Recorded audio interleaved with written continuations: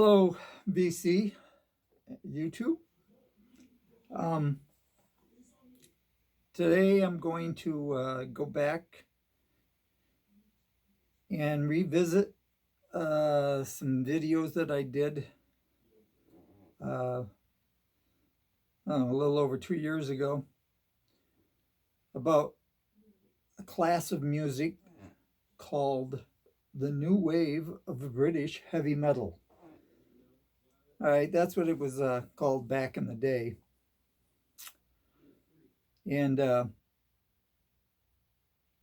speaking about the term New Wave of British Heavy Metal, quite often we use the acronym. And quite often there will be debates on what is and what isn't a part of that group. For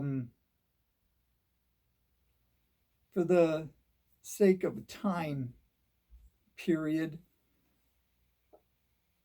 I'm going to be generous. A lot of people say from the late 70s to the late 80s, 1976, 77, 78, all the way until the late 80s. I'm going to use that period of time. Some people try to crush it down, the purists, and heaven forbid should you name any group that didn't originate from Great Britain. But at the time, there was a lot of music that was very similar. And matter of fact, these bands from France, Dutch, German, these bands actually toured with the new wave of British heavy metal bands. I will point them out. Those bands we probably wouldn't qualify, but just for shits and giggles, I'm going to show a few of them along with the rest of these albums. All right, you can't see what I got here, but there we go. Not sure how many's there. Probably close to 100. Never seen a person do 100 records in one video, so I'm not going to assume that I will get that far. But I will go a lot faster than I did the first time. I won't try to explain each band. I will simply show you the covers and move on to the next. So, again, theologian, I salute you. He's got a wonderful channel, excellent collection. If you don't know him, you should. Metal Theologian. And I'm going to also talk about some records that I don't have. I had opportunity to own the greatest collection of new wave of British heavy metal I could possibly collect in a lifetime, because it was a collection of another gentleman who spent his life collecting this music. I kept as much as I could. I did sell the rest, and believe it or not, I sold an awful lot of it to Brazil. I had to make back about $900, and I did. So therefore, the records that I got to keep cost me very little. I think it was probably $1,200 in all, so $900 from $1,200. I probably paid about $300 for this stack of records that you cannot replace. So anyhow, we're going to get right into it. Starting off from the alphabet, we're going to go with Angel Witch. This is a reissue. I did have an original first copy.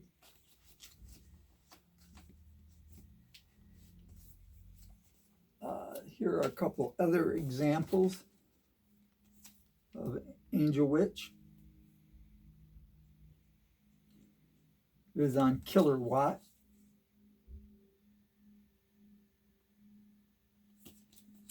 Did originally have a cloth patch. They were big on sewing these cloth patches onto a jacket. There's another one on Killer Watt.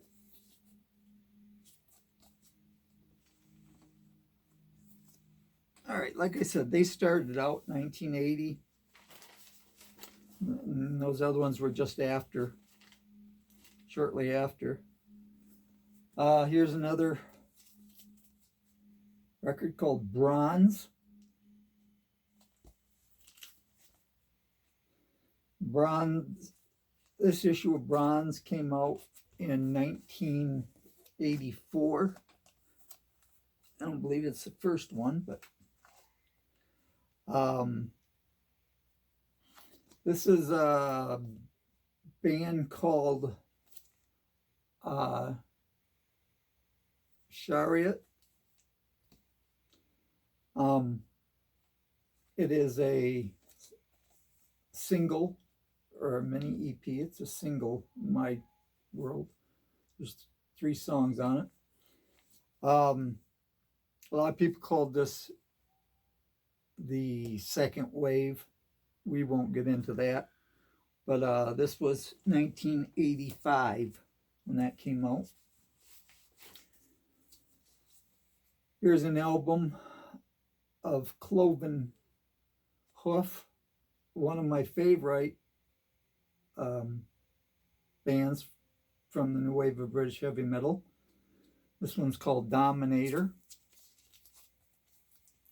I had the first copy of this, which was in 1982. This one is 1988, but I sold that first copy. This one, in which everybody who's into the new wave of British heavy metal will know, Crucifixion. This, again, is a 12-inch single. This came out in 1984. The band started in 1982. Very expensive. Moving right along, this is one of the bands from Germany that toured with the guys. This was in 1984, called Damien. This is an EP. Very good metal. Damien.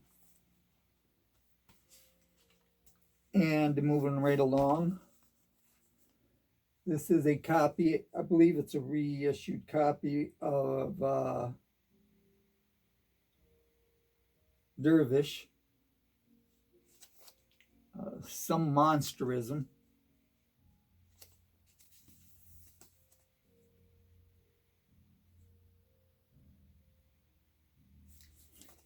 And like I said, that was a comp from 2001. They mainly were in the circuit for 2 years, 1980 to 82. Another one of my favorite bands was called Diamond Head. This album is called Borrowed Time, or Living on Borrowed Time. It was released in 1982.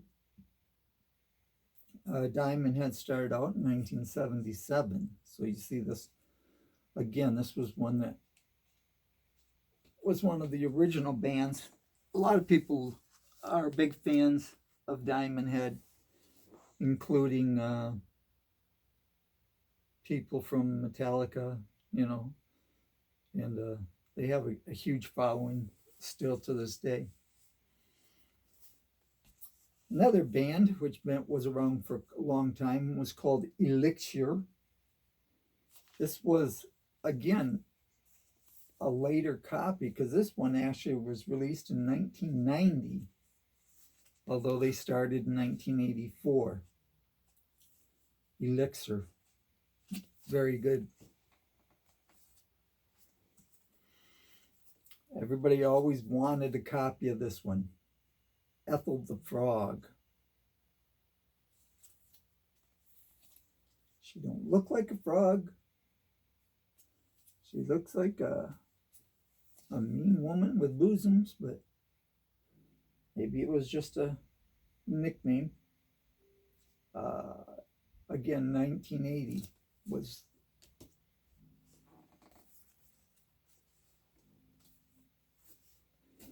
All right, next we're going to touch on a band which was Danish that toured with the rest of them, called Fate. They had a few albums out. Matter of Attitude is this one. They were very good. Music was quite similar.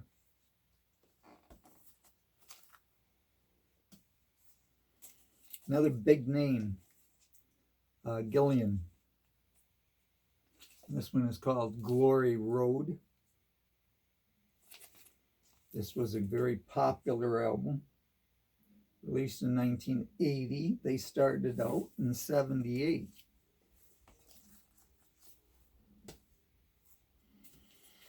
And of course, Girls' School. Girls' School, you've heard, perhaps. This was one of their biggest albums.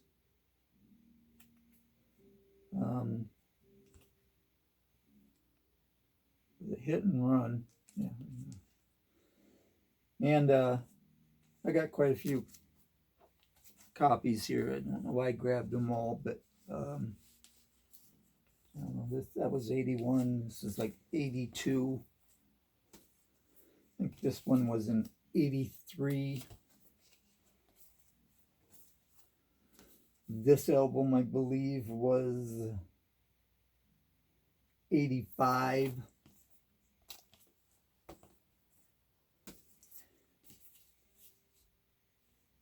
'88. Take a Bite.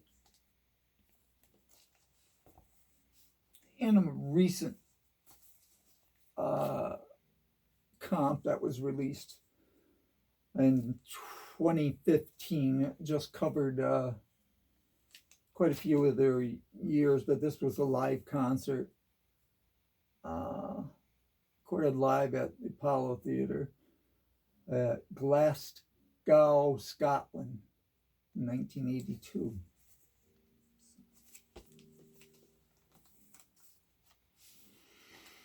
Now, a lot of bands that were really popular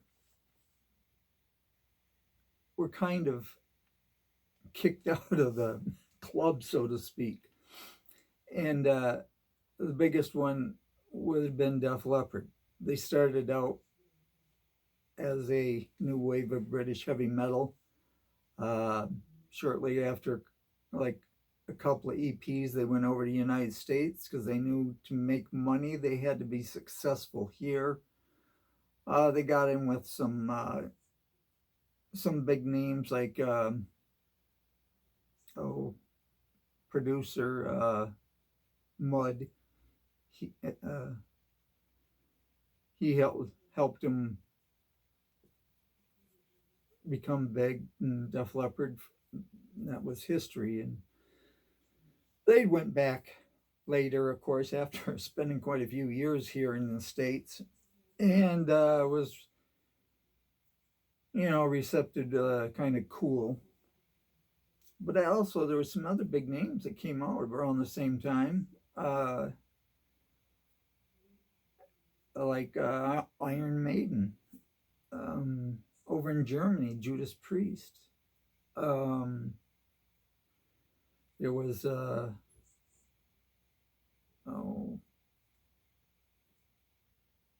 there's some more. They'll come to my mind later as we get through this, but I'm going to try to hurry up and at least get through half this stack, and then we'll do the other half in another video. But here we go. Grim Reaper. I got to get the first copy. I had it, and I sold it. I think that's the second and third issue copy. 85 and 87. I don't have the earlier one. They started out in 81. This band also started out in the late 70s, but this is actually a 2007 reissue on High Roller Records. Hammerhead, very good. Hammerhead, 2007. First one was 2005. Hedionism. It's hard to pronounce that. And going back again, drifting out of the country of the UK. This one we can't count, but it's Highway Chili. For the Wild and Lonely. This was released in 84. They toured with the bands in the early 80s. They started out in 81.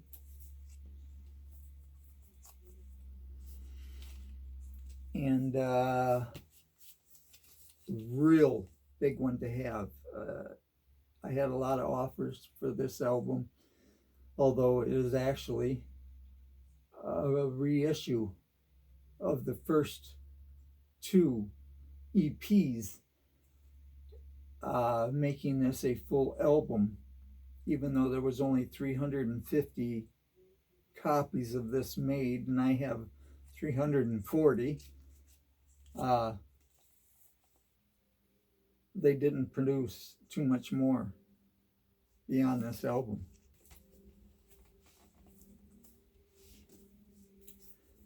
This album was from France. It is called Kuga, Across the Water.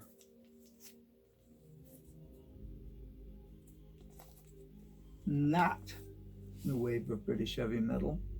They were from France, but they toured with them. This one was quite sought after. 1984 single by the band of Lone Wolf.